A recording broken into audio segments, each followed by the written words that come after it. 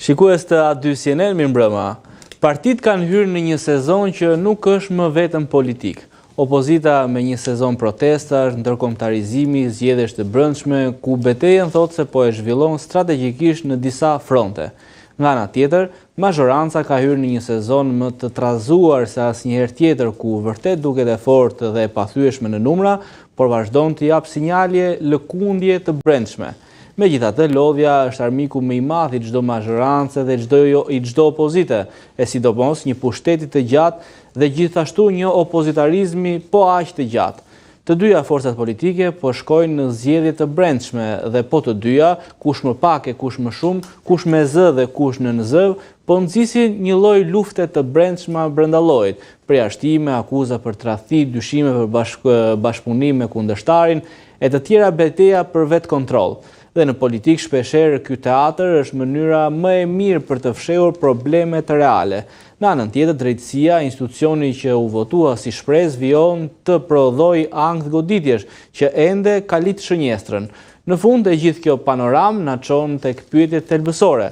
A kemi një opozitë që po rritet, apo një opozitë që po kërkon dhe po vazhdon të riafirmoj veten? A kemi një mazhorancë e cila po qeveris, apo thjesht një mazhorancë që po përpiqet të mbijetojë duke shtyre ka përcyer mbi skandale që i varen si çengel? A kemi një drejtësi që thjesht do godas, apo një drejtësi që do vendos një herë për gjithmonë drejtësinë, atë që na tha se do të sillte? Të gjitha këto do i diskutojmë pas insertit.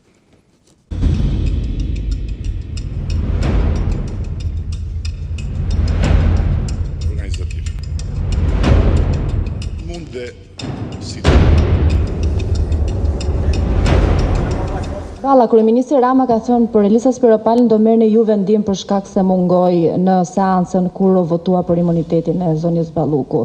A keni marrë një mas ndaj saj pse mungoi në seancën plenare?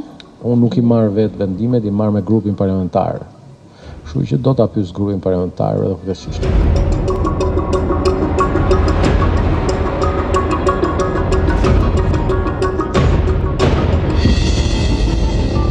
Eliza kërkon qiqra në hell.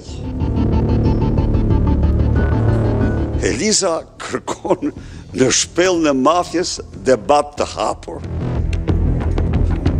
Pra, kjo shpreha më e butë që mund të përdorja për kërkesat e Elizës.